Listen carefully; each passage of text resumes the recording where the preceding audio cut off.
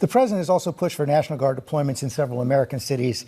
As you know, that's been questioned by several federal judges, including Trump appointees. Also, the Republican governor of Oklahoma and chairman of the National Governors Association, Kevin Stitt. Here's what Governor Stitt said. We believe in the federalist system that states' rights. Oklahomans would lose their mind if Pritzker and Illinois sent troops down to Oklahoma during the Biden administration. How do you respond to Governor Stitt? Well, I'd say to Governor Stitt, you have to look at what's happening on the ground in Chicago. And the reason why Illinois is a different case from Chicago is because Chicago has been given over to lawlessness and gangs for too long, George.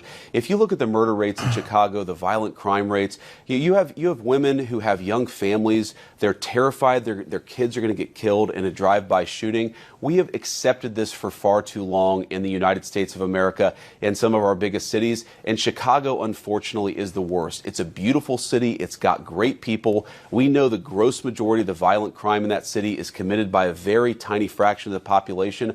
Why shouldn't federal troops empower the people in Chicago to live safe lives when the governor and the local mayor just simply refuse to do their job? But as you know, a federal judge, a U.S. district judge, has blocked the effort to deploy troops in Chicago. And it was Judge Perry, and she actually said that a lot of these claims that were made, especially in the court filings, lack credibility. Well, George, we're obviously going to litigate this as much as we can. We think that we have the authority to provide proper safety to our citizens all over the United States, but particularly in Chicago. But I think for any federal judge or anybody else to look. They're in Rogers Park. They're in Kenilworth. They're in the whitest, most affluent suburbs. It was never about crime. I mean, none of it is about crime. Even the deportation of undocumented people is not about like limiting crime. They're not going after criminals. As a matter of fact, they're doing the opposite of going after criminals. They're letting criminals go free because all of the other federal law enforcement apparatus forces that would otherwise be tasked with investigating like drug trafficking, for example, have now had to engage in interior removals. Okay? They have literally taken people off the drug teams. They've taken people off of the sex trafficking teams and specifically made them go after interior removal and to defend the ICE mass apprehension initiative. It is crazy. It's the exact opposite of tackling crime. It's the most redeeming quality of federal policing that they are taking away. They did this last time as well, never to this degree. Okay? It is crazy. It's so crazy. Like, I am not a person that believes that there is no role that law enforcement has in modern society. Okay? I believe that as it stands currently, they do not abide by the principles of protecting and serving the population. They protect and serve capital. Having said that, in a perfect world, there still needs to be a mechanism of law enforcement. Okay? What that law enforcement does obviously needs to be heavily regulated and significantly limited, significantly scaled back in the way that it works. Having said that, this is the one aspect of law enforcement that you're supposed to do, which is, I don't know, investigate actual crime. And these guys have completely dropped the ball on that. They do not care. Like, either engage in, community advocacy, community safety, or actually investigate real crimes that are taking place. And it's crazy because this is your most liberal take? No, I'm not an anarchist, if that's what you think. And even anarchists themselves also believe that there needs to be some kind of like community policing. So there is no ideology out there. Okay?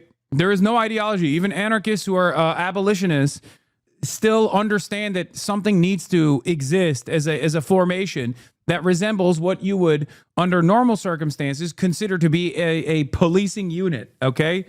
Whether it is democratically organized or not doesn't matter. I can't believe we're having this insane conversation every single time I talk about police. Okay? There has always been police in every single society. Okay? There has been something that you could point to as policing. The USSR had cops as well. Okay? Cuba has cops. China has cops. Everybody has cops. Something that it plays that role of by their existence, something that plays the role of law and order. The presence that is supposed to, their presence is supposed to invoke that there is like some kind of peacekeeping taking place here. The problem in America is that that's not what cops do. That's never what cops have done historically. And it's certainly not what they're doing right now. Okay? But as it stands currently, the only redeemable aspect of law enforcement is also being deprioritized. People are literally, because of the ways that this administration is operating, they are moving federal law enforcement away from like tackling drug trafficking or tackling sex crimes and like that, specifically to interior removals. So they're moving people away from, serious crimes that they're supposed to be tasked with investigating and apprehending people on, to directly deporting random people that work as barbacks, that work in the local eatery, that work in the factories, that work in the goddamn fields. Lame ass take. Supposed prison abolitionist believes law enforcement should exist. Reformist ass take. Yes, I'm lame reformist. Shut the up. This is not a position that is new or unique on this broadcast. I've always talked about it. Okay, please stop. This is so stupid. This is not a serious or sincere argument that we should be having right now. Okay? Jesus Christ. Most crimes are born out of people's material conditions. I understand that. And if you want to solve crime broadly to the best of your ability, you have to solve that problem. Okay? Having said that, there will be still crimes as it stands currently, given that we have a limitation in the field of medicine. There will still be crimes that are born out of like socially maladaptive behavior, crimes born out of antisocial personality disorders, things like that. And as long as we can't rehabilitate, or as long as we currently can't actually move to use therapy to eradicate that kind of crime, there is always going to be a necessity for some kind of apprehension. Okay, it's gonna happen. Also, on top of that, there are very powerful people who are engaging in these sorts of crimes. I would like to also enforce some kind of justice upon those people as well. Please stop. Anyway, there will always be a need for a presence of community-backed unit of people that invoke the presence of law and order. The problem in America is that cops do not actually create law and order. They create lawlessness, panic, and disorder. Okay? That's it. Look at the situation and say, is it tolerable? And I think the obvious answer, George, is no. The president looks at this situation. He sees the fact that you have multiple people dying of murders every weekend in the city of Chicago, and he says, this is intolerable. I'm sorry, but I have to disagree on this. How this Trump's material conditions explain the crimes he's committed. Did you not hear what I just said? I said most crimes, like petty theft or even like aggravated assault and whatnot, are a direct byproduct of people's material conditions because they've just been left behind, okay? That's why I said most. What is going on? I feel like I have an entire community of professional misunderstanders. Hasan gets mad for a living? I mean, I kind of do. You're not wrong. You actually are not wrong. I do get mad for a living, it seems sometimes, because there are then crimes that we consider to be crimes but are actually totally considered legal by the current system that we exist under. Okay? If you steal from the rich, that's a crime. If you steal from the poor, you will become rich.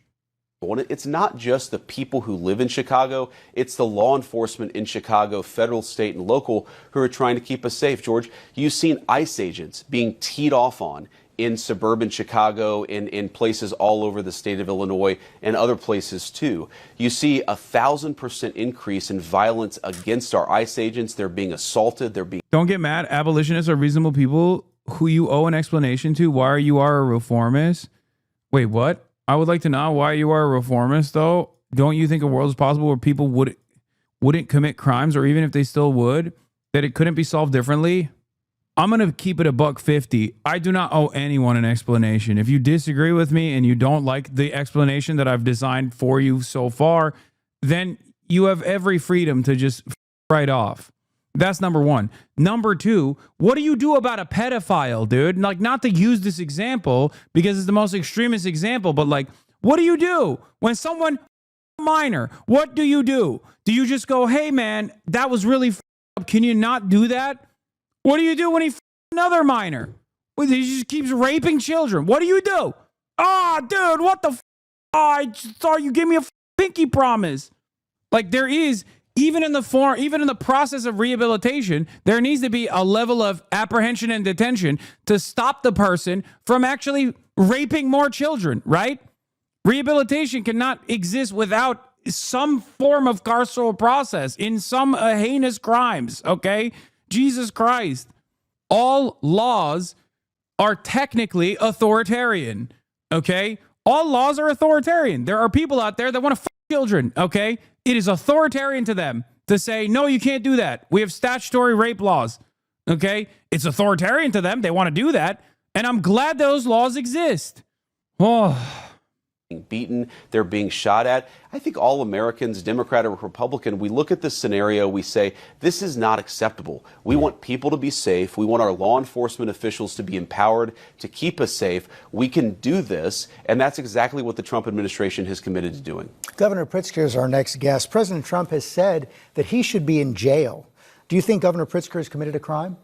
Well, I think Governor Pritzker has certainly failed to keep the people of Illinois safe. And it's interesting to me, Governor Pritzker will talk a lot, I'm sure, about how bad Donald Trump is, about how bad I am, and about how bad the administration is. He is the governor of a state that where its biggest city has murder rates that rival the most violent places in the third world, George. Why is he so mad at Donald Trump for trying to keep Chicagoans safe? He should be mad at the criminals that he has failed to keep at bay. We're trying to help him. And we're trying to help the residents of his biggest city. I wish that he would let us, because he certainly isn't doing the job himself. I asked if you agree with President Trump that Governor Pritzker has committed a crime.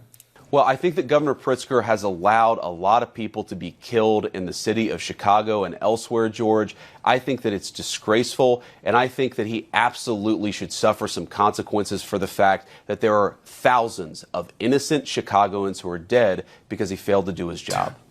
please shock your dog. It's really a yes or no question. Do you believe he's committed a crime? George, you're going to keep on asking this question. I'm going to keep on telling you that Governor Pritzker has failed to do his job. He should answer the question, JD. I mean, this is, by the way, this is like the most basic thing that you can do as a journalist, for the record, or as a commentator in general. Committed a crime.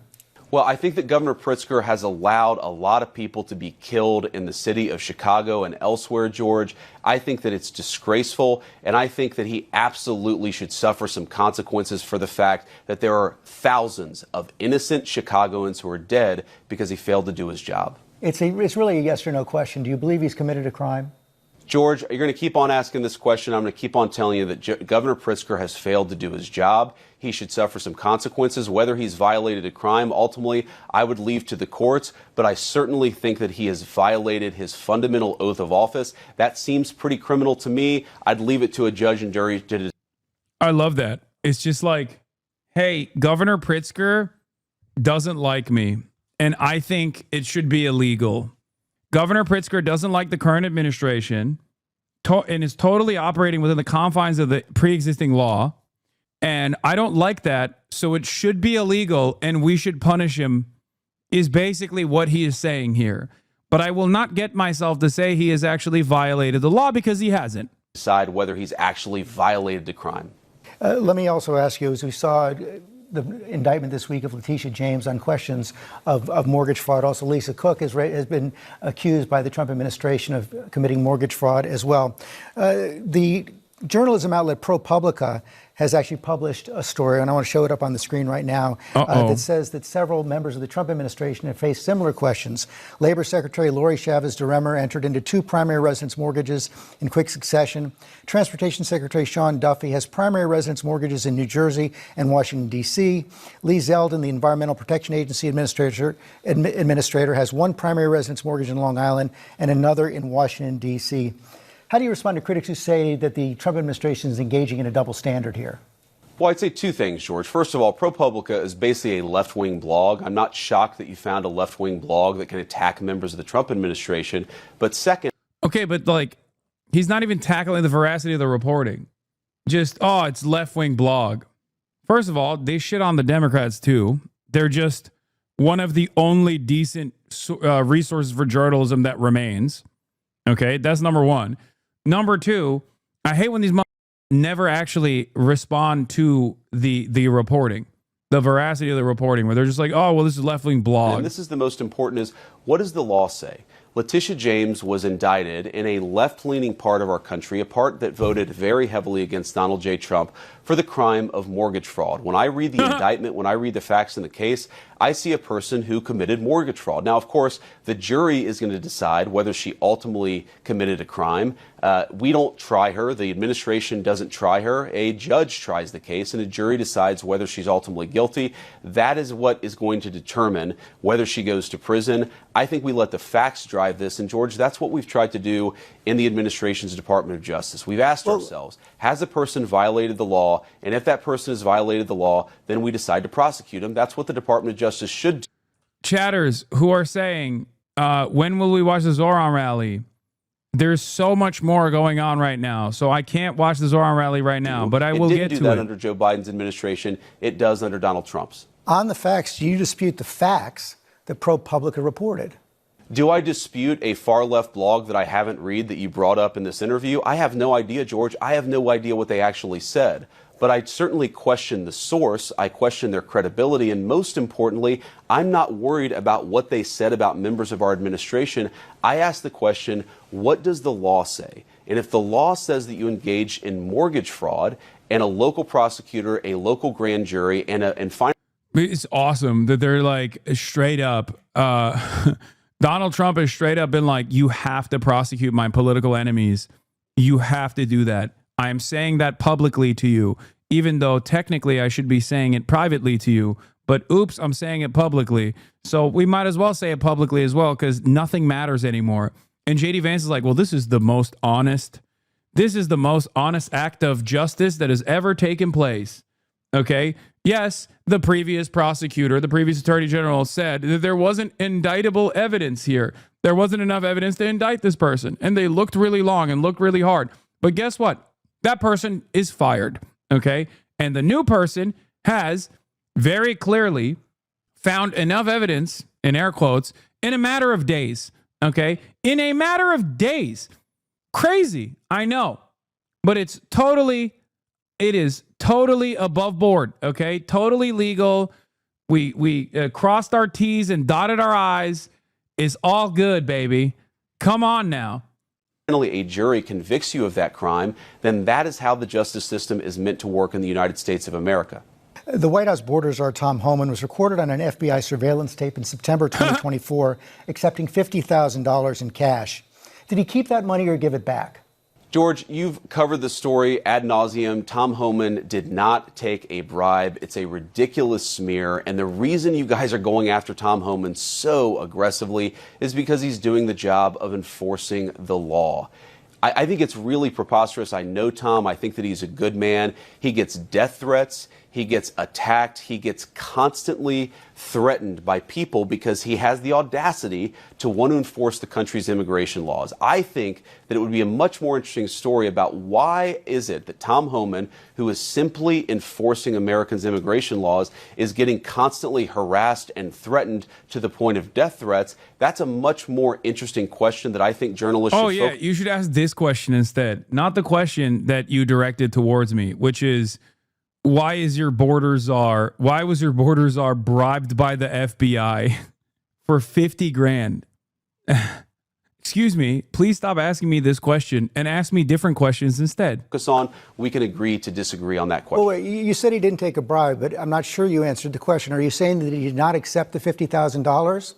George, this story has been covered ad nauseum. He did not take it. No, it hasn't actually, because this administration is so corrupt. That no, this story hasn't been covered ad nauseum. As a matter of fact, this is one of the few instances where a mainstream media resource, a mainstream media commentator, is actually covering it for the first time by directly asking a question to the vice president. This is the coverage. It's not covered ad nauseum. A bribe.